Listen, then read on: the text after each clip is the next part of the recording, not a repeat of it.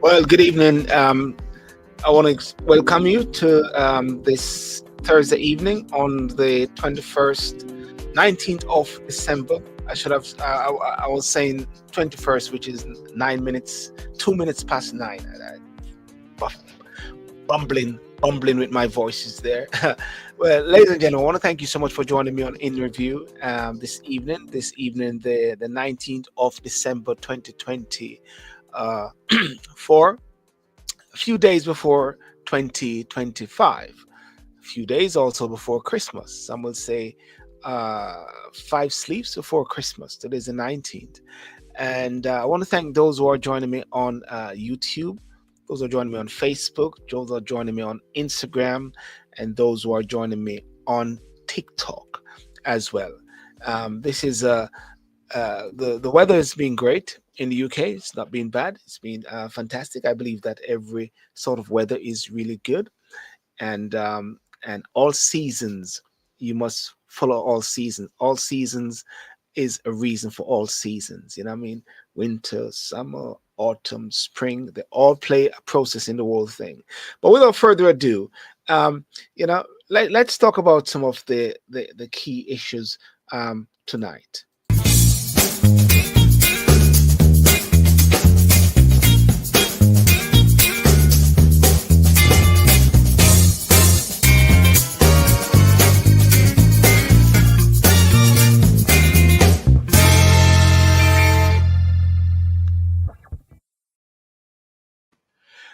There have been many different topics that emanate during the course of the week. Topics that we not able to even touch and discuss within the 1 hour because it is there. One cannot even plan properly for these sort of shows because one has got to be there at the spur of the moment. One can talk about the public inaugural, or what should I say, the yearly the, press conference with the president of Russia, Putin. Very interesting with a question which was put by Mr. Rosenberg from the BBC. Maybe I might play that. I also want to look at Kemi Badenoch. Kemi Badenoch, who is the leader of the Conservative Party. She, again, been asking questions of the Prime Minister, and you can see whereby the Prime Minister's dilly-dally around them. One can look and we can scrutinize to see how is she developing. I want to sort of keep the sort of limelight on her as a black woman as she, climb and getting stronger at the dispatch box where it become a second knowledge. She got a good 3-4 years, unless there's an election call before that. But also, I wanted to look at some of the or I've been hearing a lot of negative things about her, and most of it is from our own people as well. And rightfully, I believe that everyone has a voice and that they need to share, and especially some things that she said about Nigeria and etc. And also, I want to talk about the WASPE. Um, the Dan Abbott tonight. Yesterday, she was in Parliament and she made some very strong statement there in Parliament, and it's about the pension for women. And Kemi Badenoch also mentioned that as well. And it is something to look at, maybe even briefly. And of course, the big belly man has held the interest rates again. The interest rate has been held at 4.75. Apparently, three of them wanted to reduce it even further, maybe to 4.50, and as such. And of course, in closing, I do have to touch on Barbara Gale. Barbara Gale from Jamaica, this prominent um, lady who have served the Gleaner Company and have served Jamaica for years as a court reporter, court writer, and also a mentor for many others. She was, I understand, she was stabbed at her own home in Jamaica. They say that one becomes unalive. That's the word that they say, which is unalive or so. So, ladies and gentlemen, without further ado, let's look at first of all the interest rates. And this is something because it does impact and it affects persons' lives and their daily routines in the UK. Interest rate. What's your take on the interest rates? Well, the interest rates has been held. That's very interesting thing. The interest rates has been held. Um, the UK interest rates have been held at 4.75 after the Bank of England voted to keep borrowing cost unchanged. Yeah. In an unexpected split, three members of the nine-member rate setting committee wanted to cut rates to 4.5% to boost growth. Yeah. The bank said it saw the economy had performed worse than expected with no growth at all between October and December. You know, rates are still expected to fall gradually next year, with the first cut possibly coming in February. Commenting on the decision, the bank governor, Andrew Bailey, said, "We think a gradual approach of future interest rate cuts remain right, but with the heightened uncertainty in the economy, we can't commit to when or by how much we'll cut the rates in the coming year." Um, it's a very interesting development there with interest rate. Many people are watching it, depending on your mortgage rates. If it goes down, well, let's hope that the banks really cut it. I mean, some people have maybe adjusted their interest rates and maybe going to fix maybe 3 years or so, 4 or 5 years. Um, because it was at 5.25, but it's been dropping down. I wonder if they're going to beat themselves as a result of that. But the economy is struggling last month.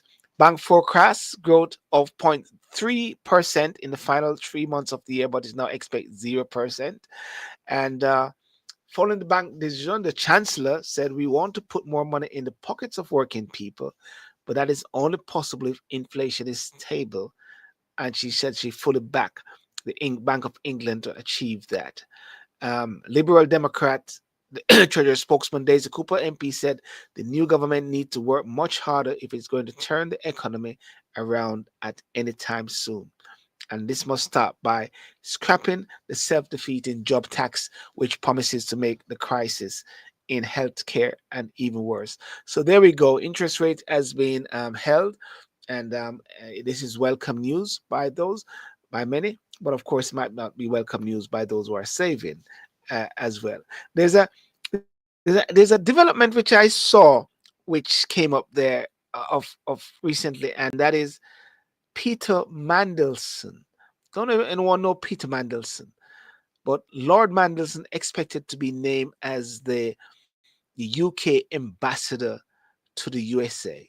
Yeah, let me just sort of put a picture of him right there. Lord Mandelson. This was one of Tony Blair key person. Lord Mandelson is expected to be named as UK ambassador to USA, and this is leading up to the Trump win. The things are going to change, but the present um, ambassador is due to leave sometime in early 2025. Lord Mandelson is expected to be named as UK next ambassador to the US. The Labour grandee who served in multiple ministries role under Tony Blair and Gordon Brown before taking up life peerage in the Lords was considered to be one of the front runners of the position. And he will replace Dame Karen Pierce, whose term in Washington, D.C. is due to end in early 2025. An architect of New Labour, Mandelson was seen as a key advisor to Prime Minister Sir Keir Starmer in the run-up to the 24 election, but he was also a very key person in the Tony Blair government as well. Lord Mandelson, one of those spin doctors as well. So Lord Mandelson is expected to be named as UK ambassador to USA. We're going to see a lot of changes in the run-up to the inauguration of the president of the United States of America. We're seeing a lot of appointments which have been made, appointments which are controversial, but of course, President Trump is a controversial person, and what you're seeing as well is that they're saying that some of like the Kash Patel, who they plan to be in charge of, is that FBI or CIA? FBI or CIA? I think it's FBI or CIA. Um, eh, Hopefully, they believe that it might not pass the Senate, but the approval, but it is looking very strong that way that he's going to be the one for that. You've got um, our lady there. Forget what her name is for the uh, defense or secret service or so. Oh, her name just slipped me a while ago. Just came up there. She has a sort of gray patch that there. So anyway, Trump is running that show, and of course, um, Mr. Nigel Farage just went to meet with Elon Musk, and hopefully he was fascinated by the discussion he had with Elon Musk. What he's believing is that there's going to be maybe some money which is going to be shared to reform, and the whole thing with reform at this time. Reform is and it there are success of the failures of the two-party system. Reform is a success is a success of the failure of the two-party system.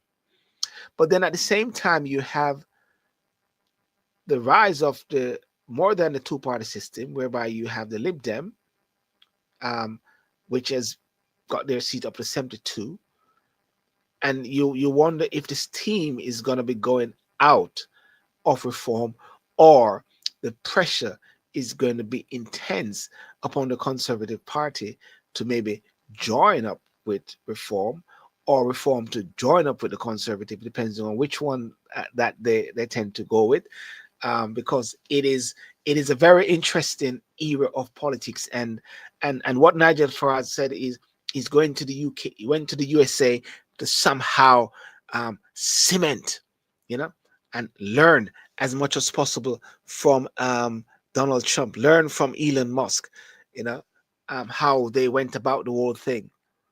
Very interesting. But we are seeing the rise at the same time of Kemi. We're seeing that rise. There's been a very interesting development actually, which has taken place.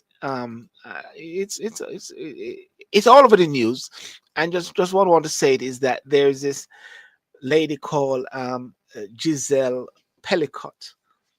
This lady was actually raped by her husband and different persons. Was really sad story there. Giselle Pellicott, her ex-husband, was jailed for 20 years in a mass rape trial. You know, this was very sad, very sad and disturbing chain of events. Very sad and disturbing chain of events with Miss Pellicott. You know, and there she's there with her, I think, with her son. Yeah. I'll just play this right here.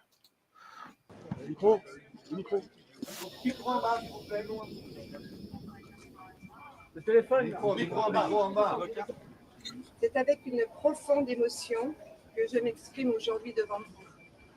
Ce procès a été une épreuve très difficile et à cet instant, je pense en premier lieu à mes 3 enfants, David, Caroline et Florian.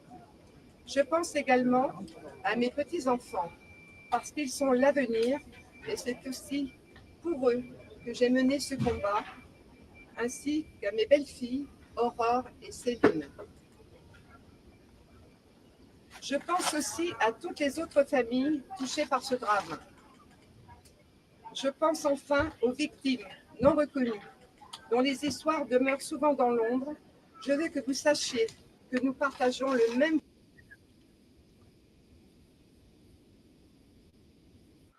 Of course, she's giving a press release right there.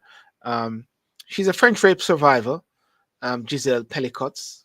Her ex-husband has been jailed for 20 years after drugging and raping her and inviting dozens of strangers to also abuse her over nearly a decade.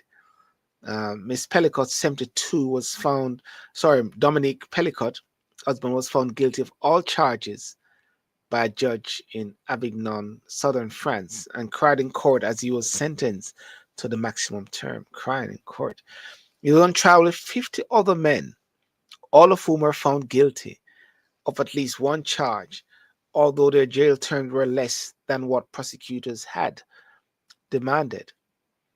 Miss Pellicott and her children looked emotionless as the verdicts were read out, occasionally glanced at the defendants and resting their heads against the wall. Conviction brought an end to France's largest ever rape trial, which over the course of 3 months has shocked the country and the world. On Thursday morning, police shut the road opposite the courthouse to accommodate hundreds of people who turned up, offer their support to Miss Pellicott. And of course, a lot of ladies have come out in support. Supporters gathered outside the court holding signs that read "Shame, swap sides," alluding to something Giselle said in court. He was also found guilty of attempting to aggravated rape of the wife of one of his co-accused. And so it was a very sad kind of, can you imagine, over so much years, this lady has suffered, 20 years she has suffered at the hand of her husband. And of course, what they're saying is that many women at the same time have suffered in many different ways, perpetrated by men, domestic abuse as much as possible. So that's a very sad occasion here. The next thing I want to talk about is this very interesting topic. Yeah. This very interesting topic is the WASPy woman in the UK. And in the UK, WASPy woman refers to women born in the 1950s who have been affected by changes to the state pension age. WASPy stands for Women Against State Pension Inequality. Okay. But before I go there, I'm just gonna play this video by Diane Abbott. I think I have it here by Diane Abbott. I'm gonna play this video by Diane Abbott. She was in Parliament. Let me see if I can find it.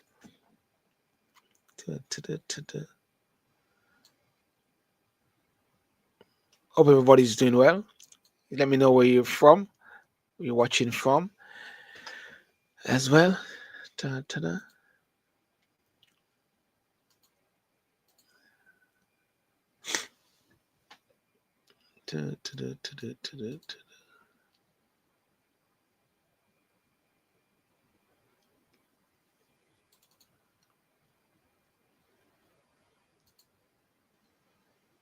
Sure, I had it somewhere.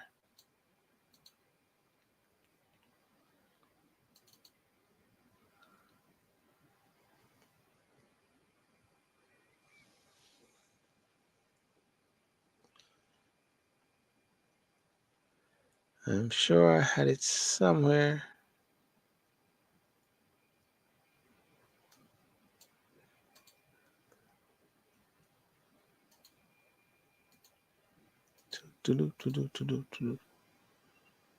Yeah.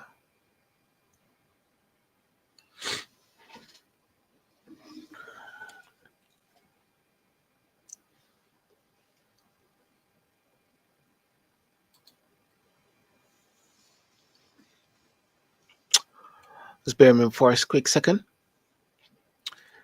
Get it processing, coming through. Hi, Carmen. How you call it? Where is it? Here it is. Russia backed off. Mother of the House, Diane Abbott.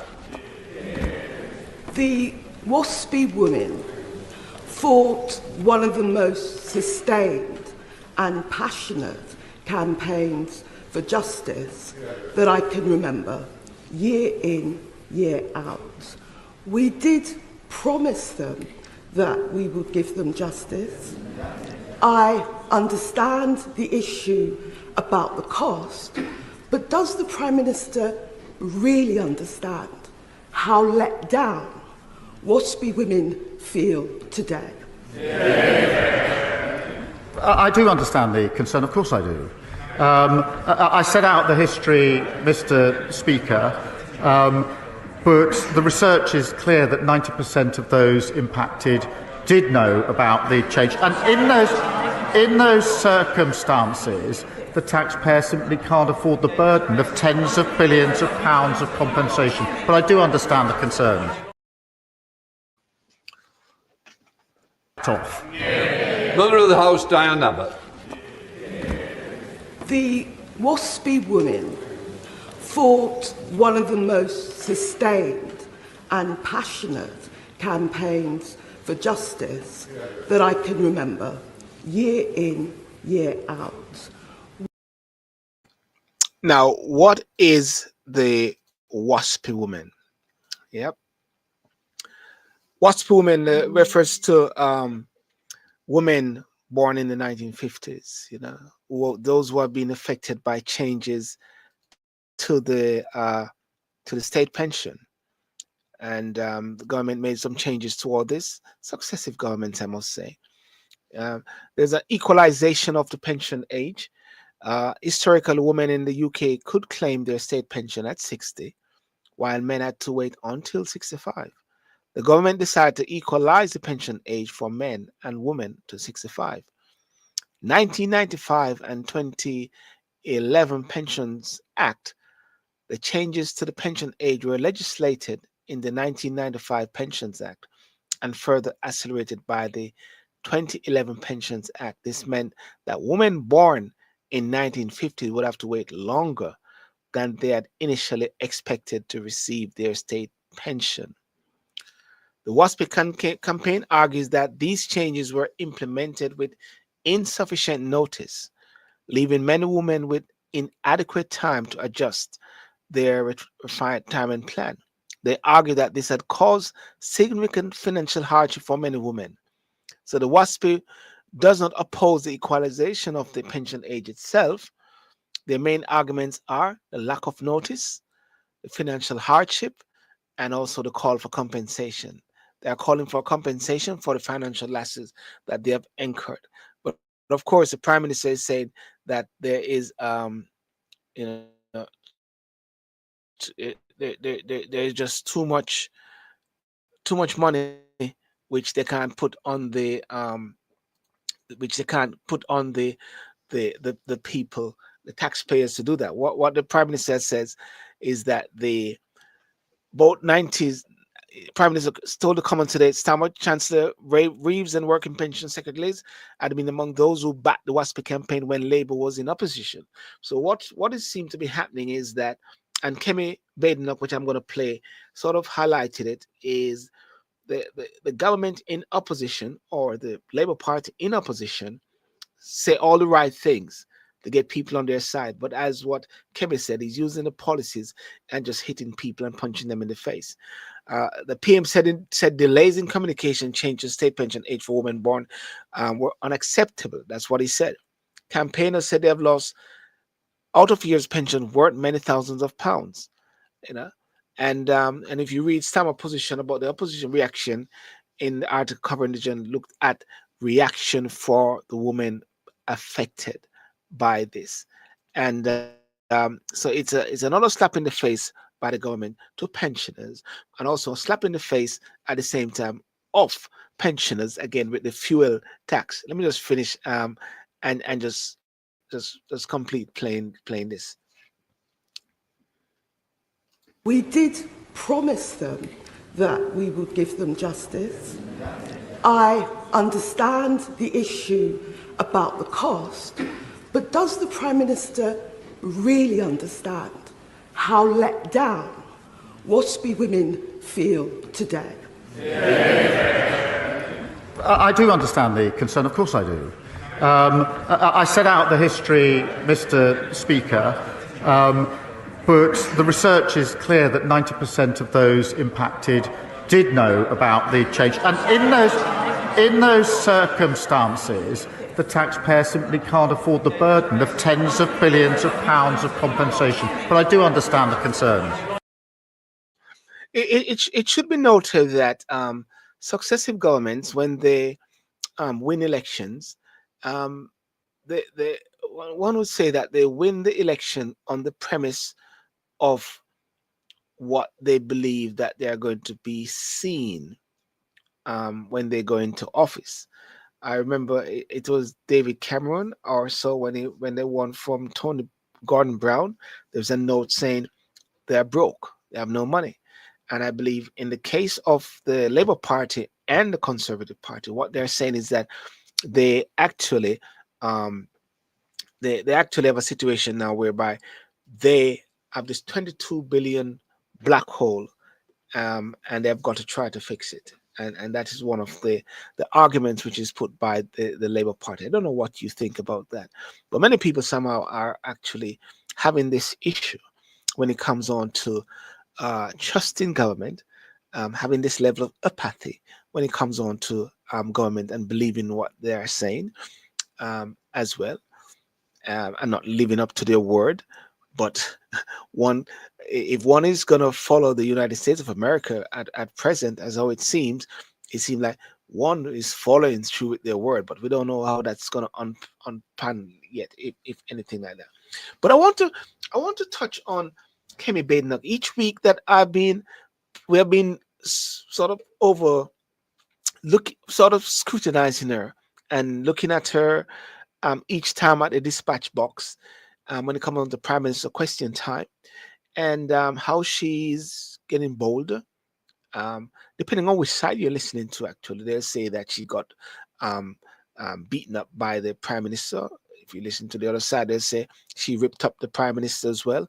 But the most important thing is that after time and months and weeks and months at the dispatch box, one can comfortably say that she's actually managing and holding her own, which is very important and must be commended. I would say must be commended as also a black woman there, to the discomfort of many other persons as well.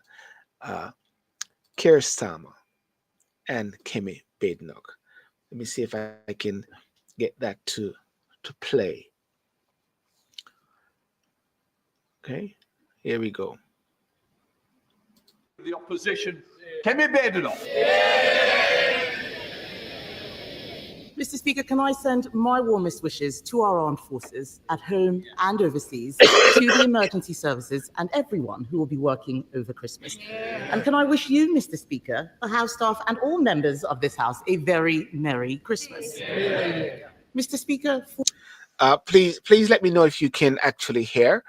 Just send me a message. Just come in to say that I can hear clearly. I would appreciate that very much. Sometimes I never know until after, when it doesn't come across very well.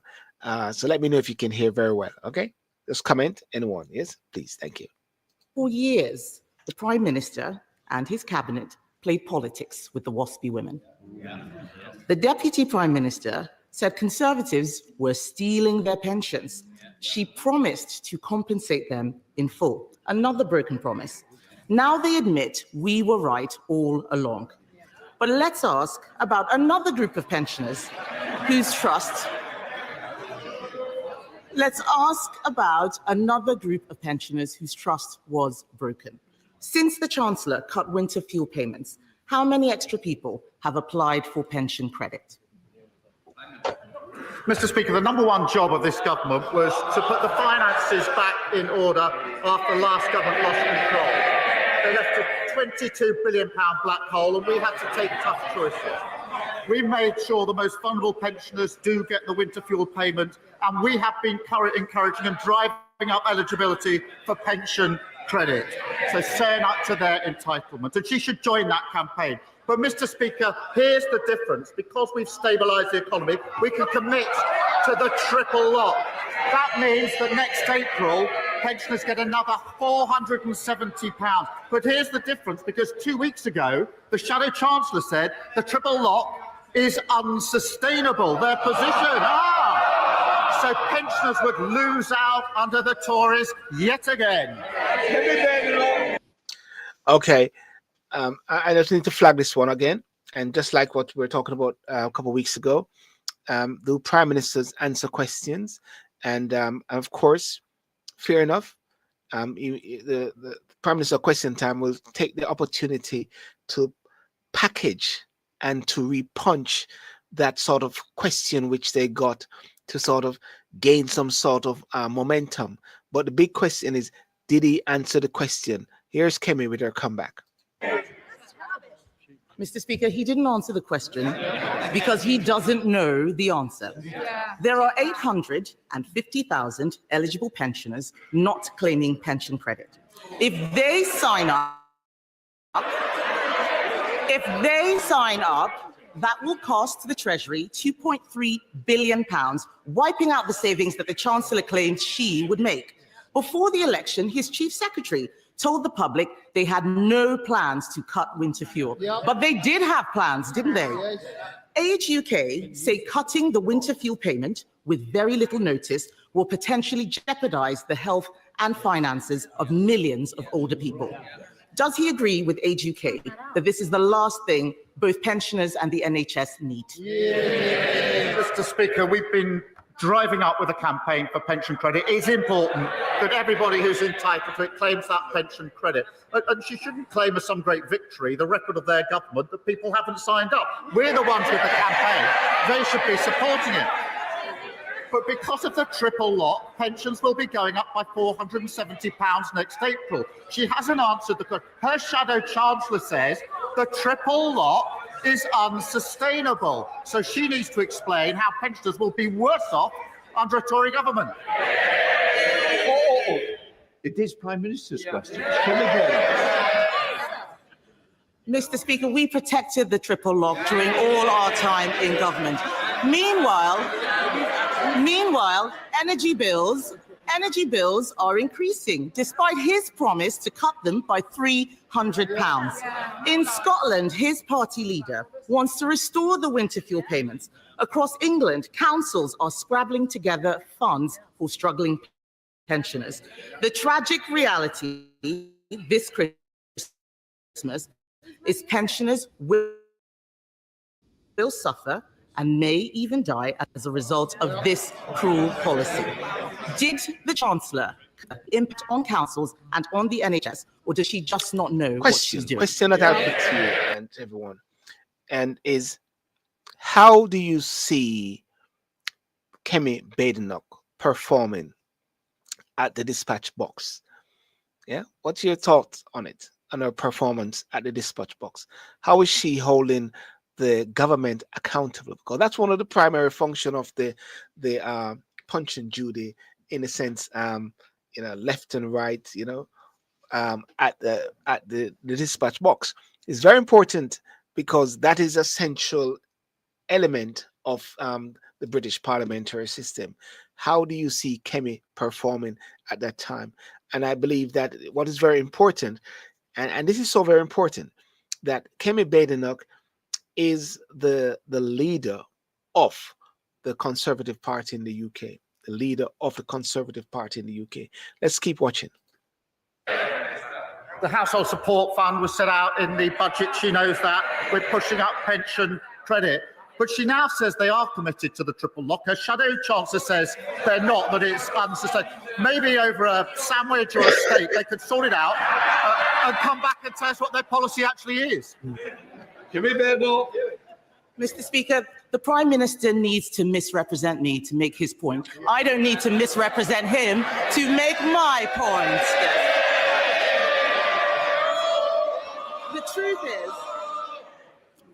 The truth is, he didn't think this through. Cutting winter fuel payments isn't just callous. It may not make savings. It could actually cost us all more. And that's not the only policy which is making things worse.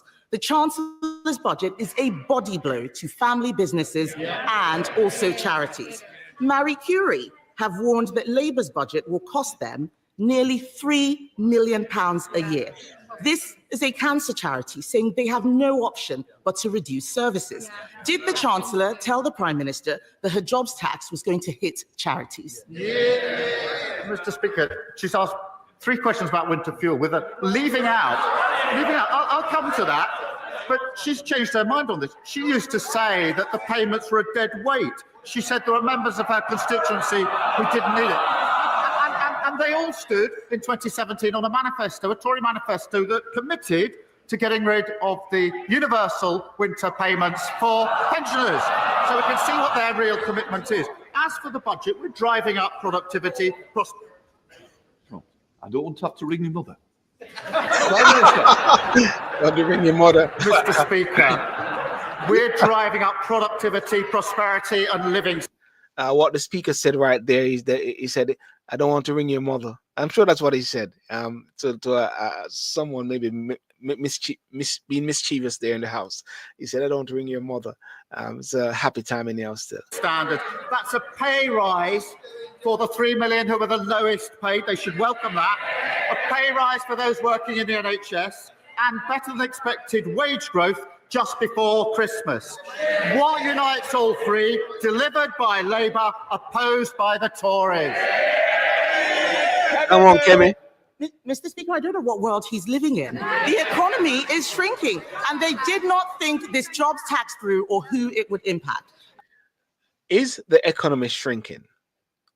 Because sometimes we hear many things and words which are just going across from the dispatch box. But if you want to fact check it, is the economy shrinking? That's a good question. Another area affected is the hospice sector. Hospices believe the budget will cost them an extra £30 million. Yesterday, Conservatives voted to exempt social care. Well, I think the hospices have gotten a lot of money, I believe. I think it was yesterday. Nurseries, charities, and hospices from their jobs tax. Labour voted this down. So can the Prime Minister at least agree to fund hospices so they can continue their invaluable work helping people at the end of their lives? Mr. Speaker, we put a record amount into the NHS in the budget to deal with the problem that they left, and we'll set out the funding arrangements for hospitals in the new year. But it's the same old, same old. They want all the benefits. She said to herself she wants all the benefits from the budget, but she doesn't want to pay for any of them. That's what got us into the problem in the first place. Mr. Speaker, I did not hear a commitment there to help hospices, which is a shame. The truth is, this winter, people will be suffering because of his choices. The economy is shrinking, inflation is going up, and jobs are being lost because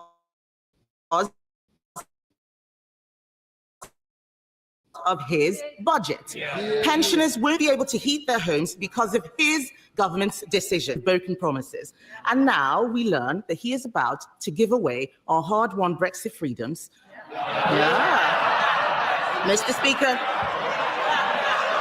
Touchy area, Brexit, touchy area. But before going to the Brexit bit there, just want to flag up a point, and that's about hospices.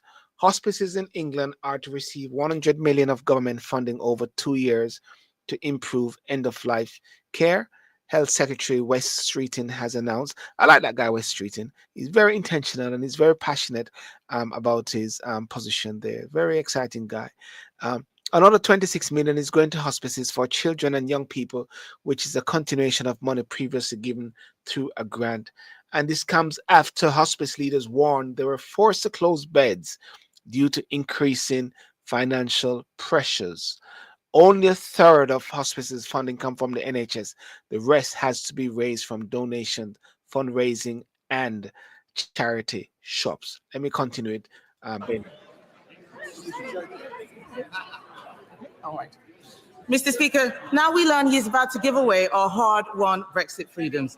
The truth is, they are punching the British people in the face, literally in the case of one of his MPs, and he will pretend that this is about the past. But we all know these are his choices, bad choices. If he's looking for a New Year's resolution, why doesn't he start with telling the truth?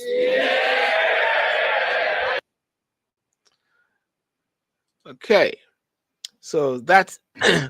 She and I have never really met, certainly never spoken to each other, despite being in this house together for 7 years. We have some things in common, not much. Okay, so that's Yeah, that was Kemi Badenoch there, and Sir Keir Starmer fencing it off at Prime Minister's Question Time yesterday at the dispatch box. What's your take over about Kemi? What's your take about Keir Starmer? Do you believe that they're on the right track, or do you believe that she's playing a very effective opposition? Uh, Opposition leaders are to hold the government accountable. That doesn't mean to say they oppose everything.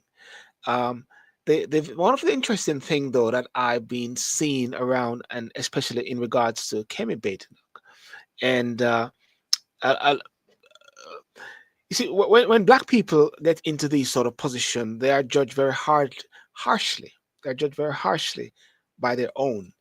At the same time, there's a different sort of testing and judging which they have separate and apart from the people of this nation or the white people or so. Um, there's racism. That is something that has got to be factored in.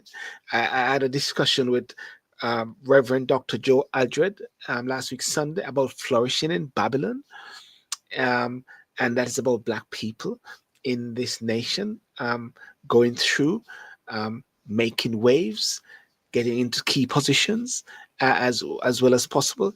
That is something which was a very interesting show and a very interesting book that one need to watch.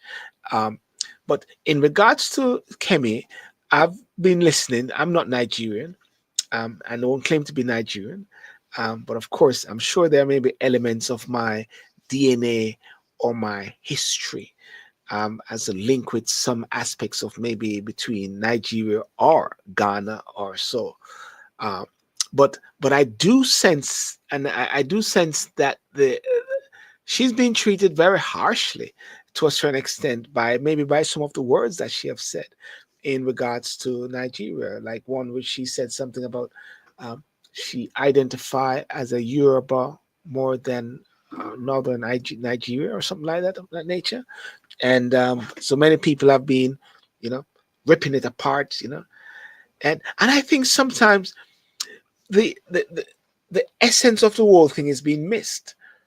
The essence of the whole thing is being missed, whereby you're not going to have, and I repeat, you're not going to have any and every black person who actually rise to the ranks of a high level of power in the United Kingdom will be speaking for black people.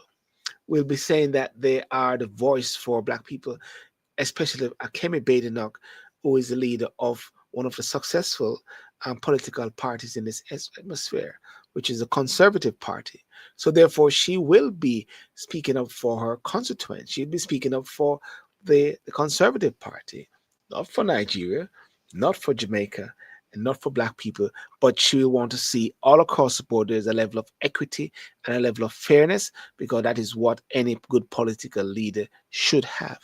And I would really encourage, fellow black persons to really support her. Don't have to agree with her. But don't start to tear her down. Let's try this thing about the glass is half empty, and let there be no crabs in the barrel at the same time. And not everybody are Labour voters, and not everybody are Conservative voters, and not all black people think the same way. And that is something which needs to be highlighted and need to be mentioned.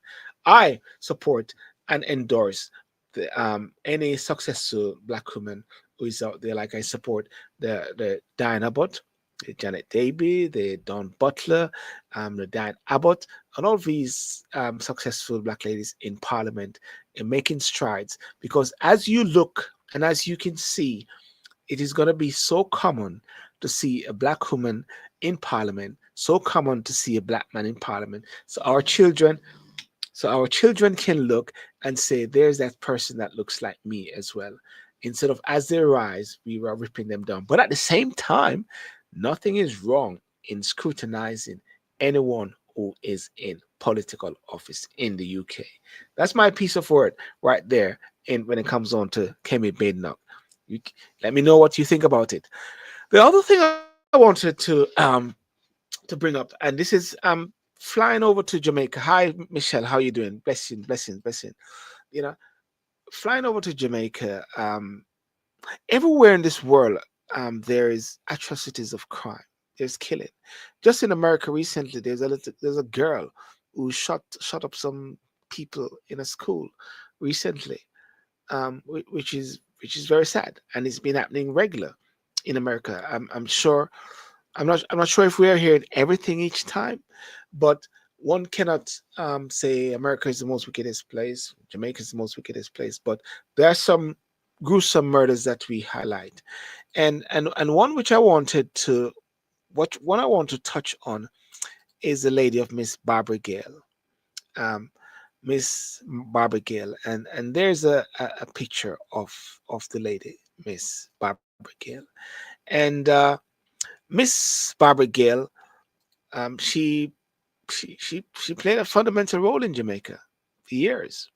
Oh yeah, played a fundamental role in Jamaica um, as a gleaner, reporter, highly respected and veteran court reporter for the Gleaner newspaper in Jamaica. Dedicated over 40 years of her life to journalism, becoming a stalwart in the industry of one of the nation's most accomplished journalists in her field. You know, tragically, Barbara Gale was found murdered in her home in December 2024. Her death sent shockwaves through the media fraternity and the wider Jamaican society. She's remembered for her commitment to truth, justice, and transparency in her reporting. Now, I'm not going to go into um, who did it, whether it is perpetrator or perpetrators, um, but many are saying that it seems to be a person that knows her because she lives in a gated community, and in that gated community, people don't just go in there just like that. They have to pass through security, and also her car was also found in a bush, and an alleged killer or suspect is also in custody. So wanted to give credit to the police officers for that. Of course, one of the things that many people say at times is that whenever people will cuss out the prime minister or say certain things, they are always tracked and they're always traced and they're always found. So many people are saying that this person must be tracked and must be traced and must be found very quickly as a result of that, you know. So there are some key aspects of Miss Gale career. Never knew her, don't know her, but of course, you know, growing up in Jamaica and looking in the papers, you can actually see some names there of persons who write articles because at that time we used to read a lot, you know. Now people hardly read. People hardly read. People actually look at all these different you know download on your phone or whatever like that. But Gail specialized, Miss Gail specialized in covering court cases spanning various levels of the Jamaican judicial system, from parish courts to Supreme Court, the Court of Appeal, and even cases at the Privy Council in the United Kingdom. She was a key voice, and one of the things that I've been hearing that she's good at, she has been mentoring a lot of the new persons, the new blood, who are in the system as well. She's mentoring them in the whole course of their time in with in the media. Impactful journalism or meticulous reporting brought attention to many significant legal rulings and ensured greater transparency and public awareness of Jamaica's justice system. Awards and recognition. Miss Gale was a multi-award winning German journalist.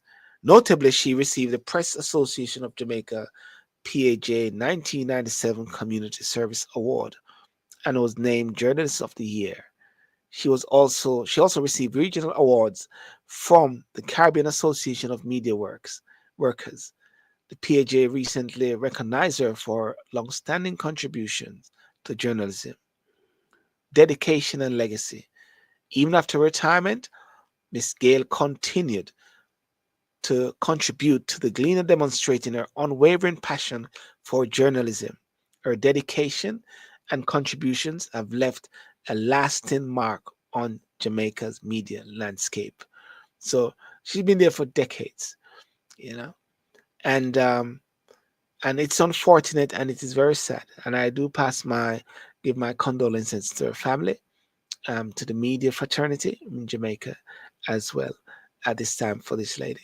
And we just hope that we can find the answers that is needed as to why whosoever killed her, whether it is them, whether it is one, or whether it's something deeper and sinister, as some people are actually saying as well.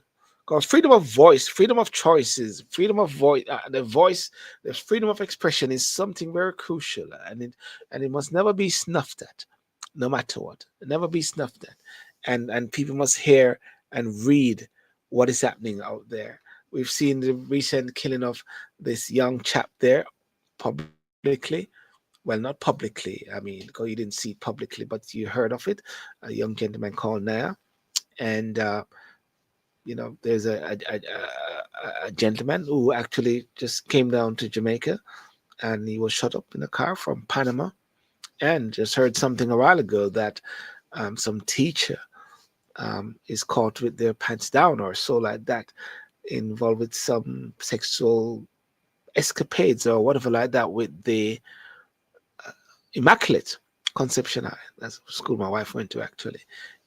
So yeah. So that's my take for this week, ladies and gentlemen. For this time, and let's follow up on it. Let's keep a close eye on what's happening in Russia as well, because after the killing of that high level person, I believe Putin is saying he's got his eyes. I've got my eyes on you. Got my eyes on Ukraine as well, like that. And he had his annual press conference today, and it's very interesting as to the world developments. We have seen also the issues in Syria, whereby Jeremy Bowen had an interview with the leader. The leader said they're tired of all of this now. They just want to have some peace. He's saying all the right things, but the question is it going to be a place going to turn out like Iraq, going to turn out like Afghanistan or so? But he said no, wanted to make it better. President Putin said he hasn't had a conversation with Assad as yet.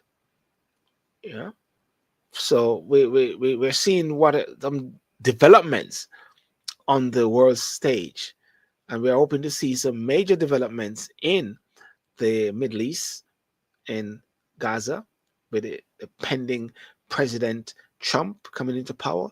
We're hoping to see an end in what's happening in Ukraine as well, and hoping to have some sort of, I don't know if you can say it, fake peace, or some sort of recalibrating of on the world stage as well as possible.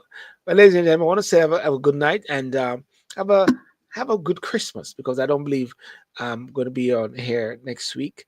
The 26th, next week on the 26th, which is Boxing Day, and I won't be here. On 25th is Christmas Day. Have a great Christmas, and do watch the two shows which I had last week. I had one with Mr. Marlon Morgan from the Jamaica Labour Party. Very interesting discussion, talking about different things. And I also had Mr. Joe Aldred, the Flourishing in Babylon. And you can go on to Spotify, go on to podcasts. Just type in my name, Sylbourne TV, Dialogue That Matters, and you'll see the different shows that pop up there. You can listen to them, and you can actually listen, because that's a different type of audience. Because sometimes people are saying that I don't have the time to sit down and watch, but you don't have to sit down and watch. What you can do is listen as much as possible. Okay, so without further ado, have a good night, and may God bless you. And remember to like, share, and subscribe. Michelle, all the best, and everyone else, and God bless you. Bye-bye. Thank you.